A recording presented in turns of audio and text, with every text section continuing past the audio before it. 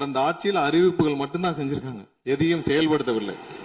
அது இல்லாமல் அவர் சொல்லியிருக்கிறார், நாங்கள் அது சம்பந்தமாக வெள்ளை அறிக்கை 2 நாள்ல வெளியிடுவோம், நீங்க அமைதியா இருக்கலாம், 2 நாள் அது சம்பந்தம் வெளியிடுவோம். அது இல்லாமல் 90,000 டிரான்ஸ்பார்மர் வாங்கியதாக சொல்லியிருக்கிறார். அதில் 44,000 டிரான்ஸ்பார்மர் வாங்கியதற்கான சிபிஐ வழக்கு பதிவு செய்துள்ளது.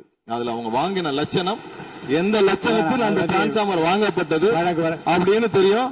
அது இல்லாமல் அதற்கு முன்னால் இருந்த மின்சாரத்துறை அமைச்சர் அங்கே அமைதியா உட்கார்ந்து இருக்கிறார். முன்னால் இருந்த மின்சாரத்துறை அமைச்சர் அமைதியா உட்கார்ந்து இருக்கிறார். இது தேவையற்ற, அதாவது இது தேவையற்ற விவாதத்தை எழுப்ப வேண்டாம். 2 நாட்கள்ல வெள்ளை அறிக்கை வெளியிடப்படும். அதற்கப்புறம் அதற்கப்புறம் மின்சாரத்துறை மானிய கோரிக்கை சம்பந்தமாக அடுத்து மின்சாரத்துறை மானிய கோரிக்கை வரும்பொழுது தெளிவாக பேசிக் கொள்ளலாம். ஏற்கனவே நீங்கள் செஞ்ச எல்லாமே, எவ்வளவு தூரம் டிரான்ஸ்பார்மர் வாங்குனீங்க எல்லாமே சிபிஐல 3 வருடம் கடுமையான போராட்டத்திற்கு அப்புறம் சிபிஐல வழக்கு இருக்கு. எல்லாம் விரிவாக மின்சாரத்துறை மானிய கோரிக்கை அப்ப பேசிக்கலாம். 2-3 நாட்களில் வெள்ளை அறிக்கை வெளியிடப்படும், அப்போ பேசிக் கொள்ளலாம்.